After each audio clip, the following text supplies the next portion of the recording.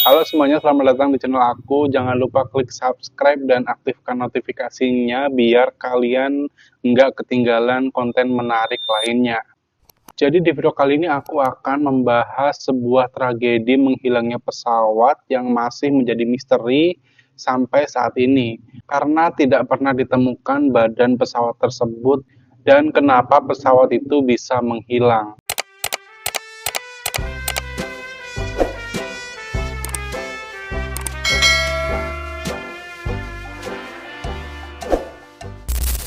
Jadi pada tanggal 8 Maret 2014 di Bandara Internasional Kuala Lumpur, pesawat Malaysia Airlines dengan nomor penerbangan MH370 take off di jam 12 malam lewat 42 menit waktu Malaysia.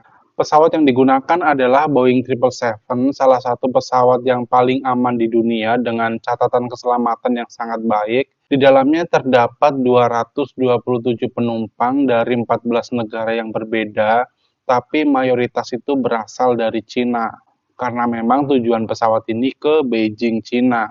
Dan ada juga 12 kru kabin yang berasal dari Malaysia.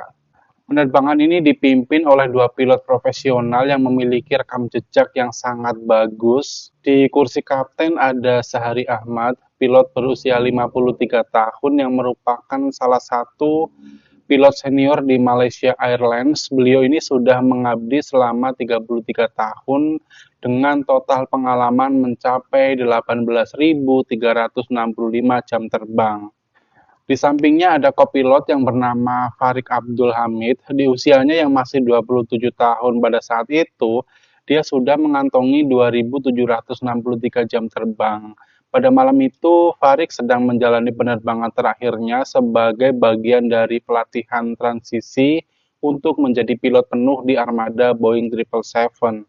Singkat cerita, setelah lepas landas dari Kuala Lumpur, pesawat MH370 naik ke ketinggian jelajah 35.000 kaki. Selama 1 jam pertama, komunikasi dengan pengawas lalu lintas udara di Kuala Lumpur berjalan dengan normal. Pesawat bergerak di jalur M765 menuju Beijing tanpa ada laporan masalah teknis, cuaca buruk, ataupun muatan yang mencurigakan. Tepat di jam 01.19, MH370 mencapai titik Igari di atas Laut Cina Selatan. Pengawas dari Malaysia memberi instruksi agar pesawat beralih ke frekuensi pengawas di Ho Chi Minh, Vietnam.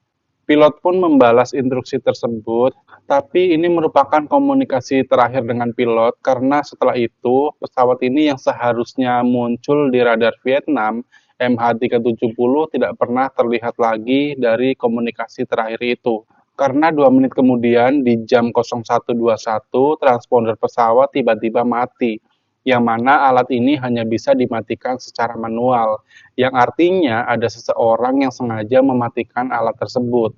Jadi kayak ada seseorang yang sengaja ingin membuat pesawat ini tidak bisa dilacak oleh radar sipil, karena alat ini memang fungsinya untuk mengirimkan lokasi dan ketinggian ke radar sipil. Jadi setelah alat tersebut dimatikan, pesawat benar-benar menghilang dari radar pengawas udara. Dan dari sini MH370 dinyatakan hilang karena sampai dini hari pihak dari Vietnam nggak pernah mendapatkan radar pesawat tersebut. Pencarian pun dilakukan dan segala upaya juga dilakukan untuk mencari jejak-jejak pesawat tersebut. Di sisi lain, data dari radar militer Malaysia masih sempat mendeteksi kalau pesawat itu tampak melakukan belokan tajam ke kiri, berputar balik menuju semenanjung Malaysia. Pesawat terbang melintasi daratan Malaysia dengan ketinggian yang berubah-ubah, lalu bergerak di sepanjang Selat Malaka melewati Pulau Penang. Setelah melewati utara Pulau Sumatera di jam 02.22, pesawat ini benar-benar menghilang dari semua radar. Namun data dari satelit Inmarsat menunjukkan bahwa mesin pesawat masih aktif dan mengirim sinyal ping setiap 1 jam sekali. Analisis satelit ini mengungkap bahwa MH370 terus terbang lebih dari 6 jam setelah hilang dari radar, berbelok ke selatan menuju Samudra Hindia. Ini benar-benar jauh banget dari jalur penerbangan komersil manapun. Pencarian internasional pun diluncurkan, awalnya yang fokus di Laut Cina Selatan, kemudian bergeser ke Samudra Hindia bagian selatan lepas pantai Australia. Kawasan ini juga terkenal berbahaya dengan kedalaman hingga 6.000 meter, membuat pencarian menggunakan sonar sangat sulit dilakukan. Pada tahun 2015 dan 2016, beberapa puing ditemukan terdampar di Pulau Reunion dan pantai timur Afrika. Analisis menunjukkan kalau puing-puing ini diduga berasal dari Boeing 777 milik Malaysia Airlines. Ini menjadi bukti fisik pertama bahwa MH370 memang benar jatuh di Samudra Hindia. Meskipun lokasi pastinya itu tetap menjadi misteri karena puing itu telah hanyut sejauh ribuan kilometer. Bertahun-tahun pencarian dilakukan dari tahun 2014 sampai 2017, tapi nggak ada tanda-tanda keberadaan pesawat tersebut. Hanya puing-puing kecil yang berhasil ditemukan di pantai timur Afrika. Bahkan ini merupakan salah satu biaya pencarian pesawat termahal dalam sejarah, karena sampai menelan biaya lebih dari 200 juta dolar. Dan pencarian resmi dihentikan pada Januari 2017. Pada tahun 2018, sebuah perusahaan swasta yang bernama Ocean Infinity mencoba melakukan pencarian, tapi hasilnya tetap nihil. Dan kini memasuki 2025, pencarian baru akan dimulai lagi oleh perusahaan yang sama, yaitu Ocean Infinity.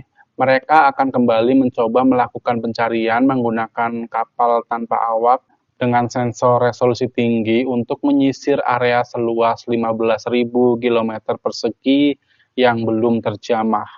Misi ini diharapkan menjadi upaya final untuk menemukan kotak hitam karena ini cuma satu-satunya kunci untuk mengungkap misteri di pesawat MH370. Karena memang ini benar-benar kayak penuh banget kejanggalan, kok bisa dari pesawat yang memang tujuannya ke China, kok bisa jatuhnya itu malah di Samudra Hindia yang memang jauh banget dari rute awalnya. Karena hal ini juga banyak banget teori-teori konspirasi tentang tragedi ini. Namun semua spekulasi ini pada akhirnya tetap menjadi satu titik.